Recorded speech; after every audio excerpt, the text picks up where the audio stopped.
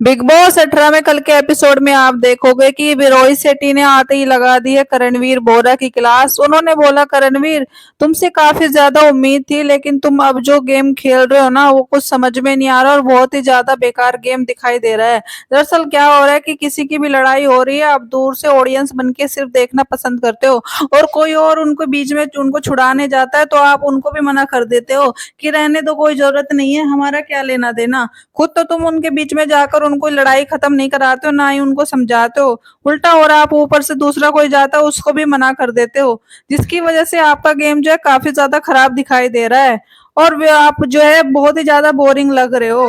उसके बाद गाइज यहाँ पे विवेन सेना और दिग्विजय की काफी ज्यादा लड़ाई हो जाती है और वो एक दूसरे के फादर तक को गाली दे देते हैं। दरअसल यहाँ पे विवेन सेना कुछ बोल रहा होता है, तभी बोलता है दिग्विजय गुस्से में आकर, भैया ऐसा है, मैं अपने बाप के अलावा और किसी की बर्दाश्त नहीं करता हूँ।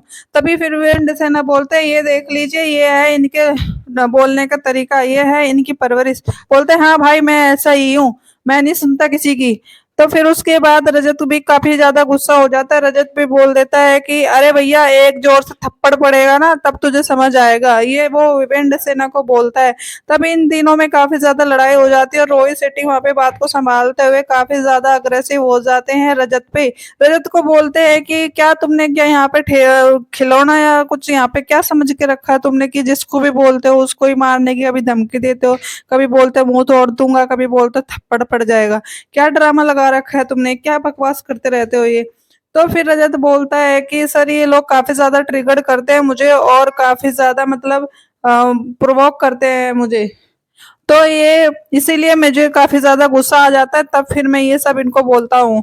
तो फिर रोहित शेट्टी बोलते हैं, तो क्या अगर कोई तुम्हें ऐसे करेगा तो क्या तू इलीगल हो जाएगा, इलीगल है ये सब करना जो आप बोल रहे हो, धमकी देते हो किसी को, आजा मेरे साथ करके दिखा तब फिर मैं तुझे बताऊं। उसके बाद काफी ज्यादा यहाँ पे रजत की जो है बेइज्जती हो जाती है और वो फिर शांत से बैठ जाता है। उसके बाद श्रुतिका की भी क्लास लगाते हैं रोहित शेट्टी, वो बोलते हैं, श्रुतिका आप वैसे तो अच्छा गेम खेल रही हो, लेकिन आप जो करती हो ना आग में घी डालने वाला काम करती हो। दरअसल उनके किसी के बीच में अगर कम लड़ाई होती है ना तो आप बीच में इंटरफेयर करके उनके बीच में और ज्यादा लड़ाई करा देती हो। वहां पुल के पास भी ऐसा ही हुआ था।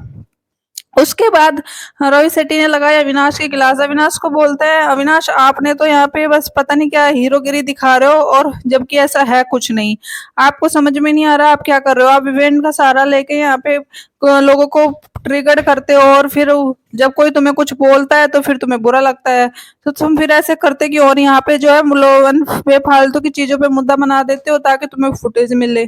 उसके बाद चाहत की भी वो काफी ज्यादा क्लास लगाते हैं रोहित शेट्टी, वो बोलता है चाहत विक्टिम कार्ड खेलना प्ले करना बंद कर दो। दरअसल यहाँ पे कोई लड़का लड़की वाली बात नहीं है, आप कुछ भी होता है तो आप बोलते हो लड़की को कैसे बोल दिया, ये कैसे बोल दिया, और फिर उसके बाद आप रोके दिखाने लग जाती हो, सिंपैथी गेन करने लग जाती हो ताकि लोग आपको पास आए और आपको मनाए, आपको चुप कराए। उसके बाद रोहित शेट्टी ने लगाई यहाँ पे ईशा और एलिस की क्लास। ईशा एलिस को बोला उन्होंने कि आप दोनों तो बिल्कुल अविनाश के इर्द गिर्द घूम रही हो और अविनाश की ही यूज करके आप आगे बढ़ रही हो। दूसरा, आप चुगलखोर हो, काफी ज्यादा चुगलखोर हो, दूसरे के बीच में लड़ाई करा देती हो और अननेसेसरी चीजों पे कमेंट पास करती हो। आपने चाहत के ऊपर और आरफिन के ऊपर कमेंट पास किया कि कैसे गले लग रही है, जबकि ऐसा कुछ भी नहीं था, और फिर जब ये सेम चीज सारा ने आपके लिए बोला तो आपको काफी ज्यादा बुरा लगा, तो फिर आपको अपने लिए भी बुरा नहीं लगना चाहिए था।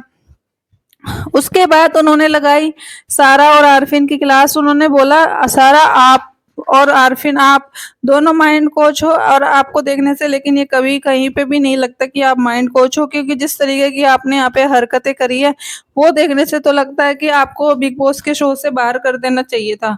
आप फिजिकल हुई, आपने गाली गलौज किया, आपने किसी के ऊपर फेंक के कुछ मारा, जो कि यहाँ पे बिल्कुल भी अलाउड नहीं है बिग बॉस के शो में, लेकिन फिर भी आपको यहाँ पे रखा उन्होंने, और आप जो है इस तरीके से बिहेव करती हैं जो कि बिल्कुल भी सही नहीं है। फिर उसके बाद यहाँ पे काफी ज्यादा रोना हो जाता है आरफीन का और सारा का, काफी ज्यादा इमोशनल हो जाते हैं रोहित शेट्टी की बातों से, और उसके बाद रोहित शेट्टी जो है आरफीन का शॉकिंग इवेक्शन कर देते हैं। वो बोलते हैं कि इस बार जो घर से बेघर होंगे वो है आरफीन खान। तभी आरफीन जो है घर से बेघर हो जाते हैं और सारा काफी ज्यादा और गुस्सा हो जाती है और फिर वो विवेन की और ज्यादा बातें बताती है और ज्यादा गाली गलौज करने लग जाती है।